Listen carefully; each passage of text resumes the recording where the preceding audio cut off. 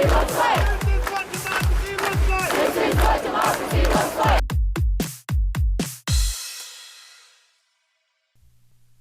everyone! Welcome to Be the Change. My name is Lily Mott, and today I'm going to be talking about how change comes when you spread sunshine. My guest this week is Natalie Salvatierra, who is the founder of the organization Solely Sunshine and the author of the book Do Not Worry Little Donkey. Natalie's work mainly centers around mental health, and I got to talk to Natalie about all of her projects and the importance of mental health awareness. So, without further ado, let's get started with this episode featuring Natalie Salvatierra.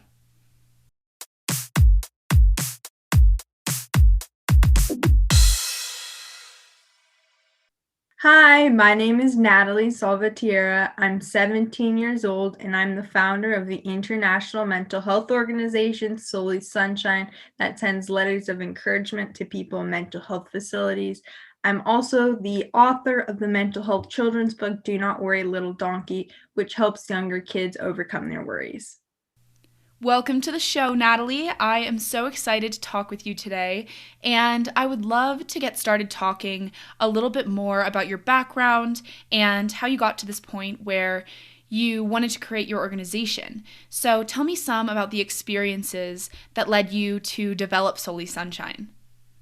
So in April of 2020, I read an article about somebody who had an OCD hand washing compulsion, and I just really empathized for them, even though I don't have that kind of compulsion. I just really felt like I really wanted to help those people and other people who might be struggling with similar types of things, and in general, other different mental health conditions. So I wanted to create some kind of letter writing because during quarantine, my friends and I would write letters to each other. And I think anytime you get mail in your name, it just feels super exciting as a kid. And so I asked my Instagram followers on my personal Instagram to see if they would like to write letters for people in mental health facilities that I would then mail. The response was so great that I decided I wanted to make it something that anybody could do, no matter where you live, and that it was an opportunity that was free, so you didn't have to pay for anything to make a difference. And from there, Solely Sunshine's really grown a lot, and people from all over the world have written letters and made a difference. That's so awesome. And tell me about Solely Sunshine as it is now. I saw your website and you guys have expanded so much, which is just so exciting. Thank you. Yes, it is. So there are two different ways you can write letters. A majority of our letters are received from the online submission form, which is where no matter where you live, you can just type a message, however long or short you want. And then somebody on my team of over 100 teen volunteers will transcribe the letters to paper. And then I put them in little envelopes and mail those to mental health facilities specifically for most of them go to teenagers, but there are some facilities for younger kids and even adults.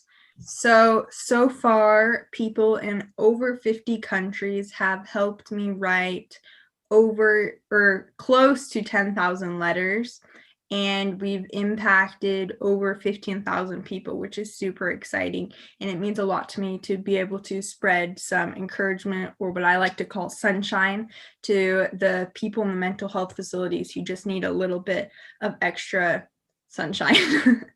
I love that. So I would also love to know a little bit about why you specifically chose to focus on OCD or obsessive compulsive disorder and why that article about that was so impactful for you. I think the phrase, "oh, I'm so OCD," gets thrown around a lot, and it's become a disorder that people just don't really understand. So, can you explain why you chose to focus on OCD in particular? Yeah, so basically for the reason that you said, because so many people talk about and use OCD as like an adjective, that they think it just means organization and that it's like a positive thing, when really it can be very stressful to people who have it and cause a lot of anxiety for the people who are trying to battle it. And so because of that, I really wanted to bring awareness to what OCD actually was, and teach people that it's not just organization. It could be, but there are so many more components of it that should be shared and recognized as well. Definitely. And I think that's really interesting and it makes a lot of sense. So, I'd also love to talk about your book some. So, tell me a little bit about what inspired you to write it. Tell me what it's about. Just kind of give me the whole scoop on the book. Sure. So I've always wanted to write a book. It's been one of my goals. And so I decided for my first book that I should write a children's picture book. So during quarantine last year in 2020, I just sat down and I wanted to write a story that helped younger kids kind of navigate their worries and come up with creative solutions to overcome them. And I feel like the letters are aimed more towards kind of older kids and teenagers and adults who can read. And so for younger kids, I really wanted something that they could look at pictures and have like a parent or guardian or someone help them come up with these ways that could mean something to them. So, for example, in the book, the main character is a donkey because that is my favorite animal.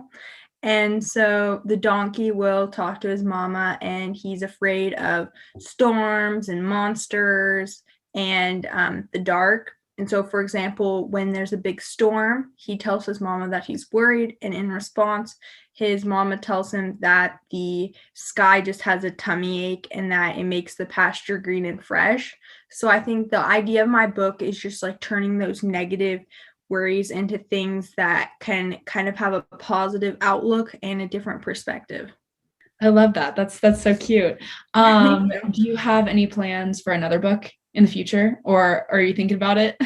Yes, so I'm thinking about writing another Do Not Worry Little Donkey book, which is available at Barnes& and Noble, which I'm super excited about.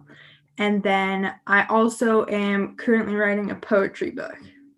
That's really cool. So, I would also love to talk about the best advice that you've ever gotten from someone. Or are there any words of wisdom that you try to live by? Does anything like that come to mind for you? Well, I try to live by a quote that I often, when I write Solely Sunshine letters, I try to put on to inspire other people because it's something that's really helped me. It's by John Lennon, and he said that everything will be okay in the end, and if it's not okay, it's not the end. And I really like that quote because it gives you kind of a motivation and a positive outlook that things will be okay, even if they seem scary or tough right now. Yeah, I think that's such a good one to share. I really like that. So, if there was one thing that you wish you could tell everyone and everyone could know about mental illnesses or mental health in general, what do you wish you could share with everyone? I think I would say that not to judge somebody just by what their condition is, because these people are really struggling and it can be times where they seem very vulnerable. And sometimes people overlook that and just think of them as being strange or abnormal when really it's just a part of who they are and it doesn't really affect them, their heart or things like that. So just treat people the same no matter what type of condition or mental health obstacles they might be facing. I love that. And I think that's great advice. So, I also have kind of a signature question that I like to ask, and I'm excited to get your take on it. Lots of young people, particularly college students, want to create change and they want to make a difference in the world. Do you have any advice for people who may just not know where to get started? Yes, I would say I always tell people that if you want to make a difference, I think the very first step is to find your passion because you need to find something you're passionate about. And if you know what you're passionate about, you can find something within that like subject or idea that you want to see fixed or changed. And from that, you're going to be super motivated to make it happen. So definitely find your passion, and from there, it'd be easy to make a difference.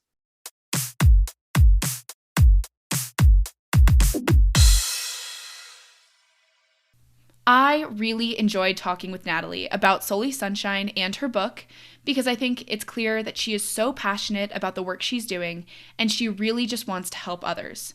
I want to quickly highlight Natalie's advice that she wanted to share with everyone about mental illnesses because I think it's such an important takeaway from this episode. She said that we have to stop ourselves from judging others, especially those who may have mental illnesses, because we don't have any idea what others may be going through. Rather than coming from a place of judgment toward people who may be different from us, we should have more empathy and realize that we may never understand the hardships they're facing. Empathy is such an important factor in making a difference, because you have to try to understand and respect the hardships that others are facing. Be empathetic, be thoughtful, and be kind, because change comes when you spread sunshine.